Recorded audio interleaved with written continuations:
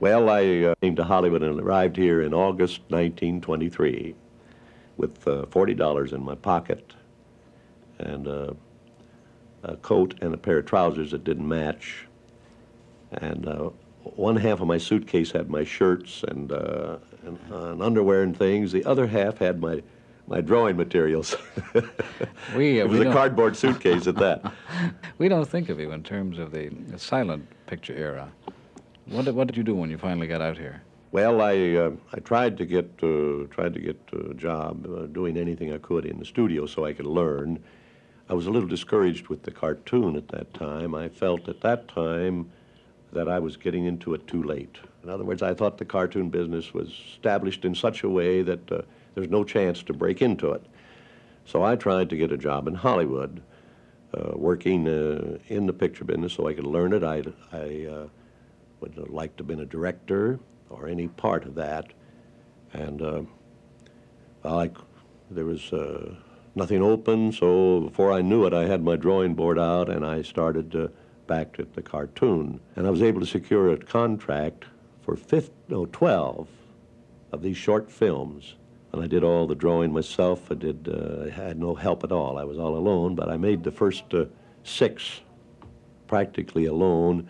Then at that time, I was able to get some of the boys that had been with me in Kansas City to come out. So from the 7th on, I had some help, and I got by the first year, and they were fairly successful, and that led to other things. And with some of the boys I'd worked with in Kansas City, augmenting the setup, I was able to eventually build an organization, and it reached a point that I had so many working with me, and there's so much time and attention demanded that I had to drop the drawing end of it myself. But I've never regretted it because drawing was always a means to an end with me. And so through these other boys who were good draftsmen and artists in many different phases of the business, very talented people, coordinating their talents is what has built this business. And if I hadn't have dropped the drawing end of it myself, I don't think I'd have built this organization. When did you establish your own company? What year would that have been? 1923. My brother was here, and in effect, the government helped subsidize us, and I'll explain that to you. My brother was a veteran of the First World War, and he had been hospitalized and things, and so he was receiving a certain disability compensation. It amounted to about $85 a month, and we lived on that while we established the studio. And from that time on, my brother Roy and I have been together in this business. And until the year 1940, we didn't have a stockholder. When was Mickey Mouse born? Mickey Mouse came about in 1928. With sound, I presume. Hmm? Well, no, the first Mickey Mouse was made silent, and while we were making the first Mickey Mouse, sound came. So we decided that there's no sense in making anything more silent, and we immediately switched to sound, and we didn't have any sound equipment or anything else, but we went ahead and made them for sound, and we eventually got sound on them, and of course, it, I think, played the big part in establishing Mickey Mouse. Where did the idea for Mickey come from? Well, it came about through a situation that I was contracting with a middleman for my films, and they were being released through Universal. And he was a rather unscrupulous character, and he thought he could cut in and move in a little better, and I pulled away from him, and I was left alone, and he happened to own the character. He had a right to the character.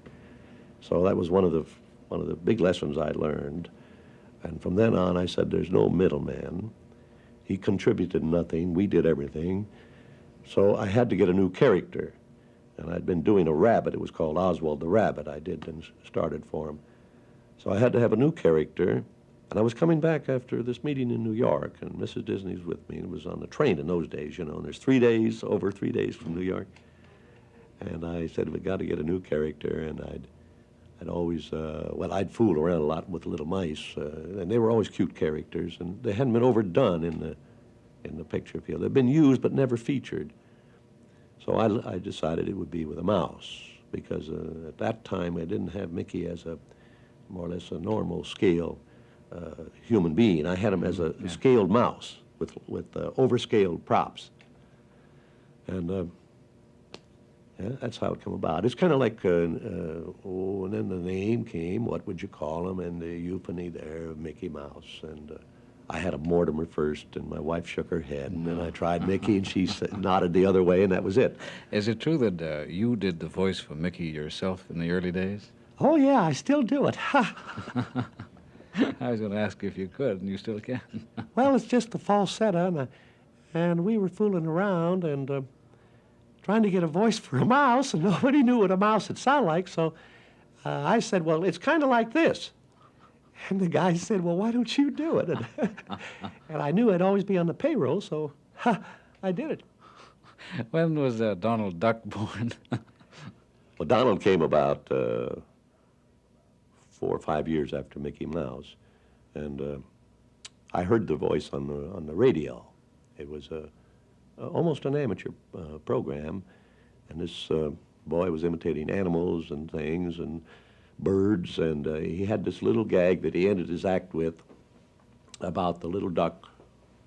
He had a girl duck, reciting Mary Had a Little Lamb, and it was that odd voice, and I immediately got in touch with the radio station. They didn't even know who he was. He'd gone. I've traced him down and found he was working for a dairy, and he was doing little lectures in the schools on bird life, wearing the uniform of this dairy, advertising the milk. It was an indirect way of getting their advertising.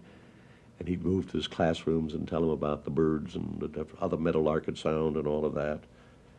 So it was he wasn't making much money, and I said, well, I can pay you a little more than they're paying if you want to come over here, and we'll find out what we can do with that voice.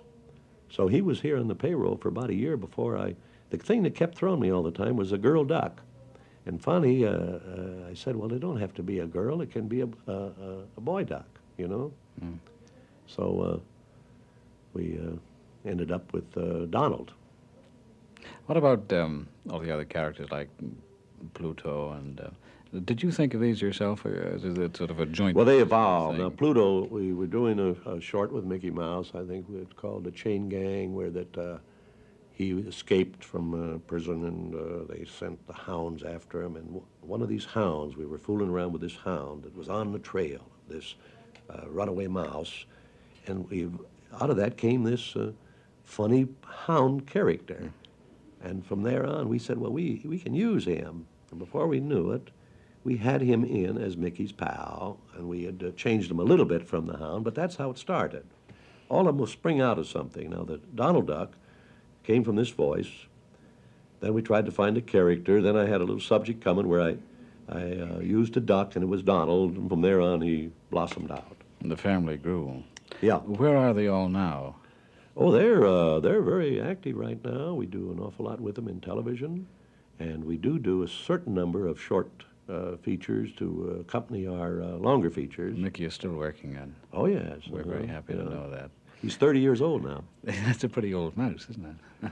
Well, I mean, he's I think through the years, he's a better constructed mouse than he ever was. I think it...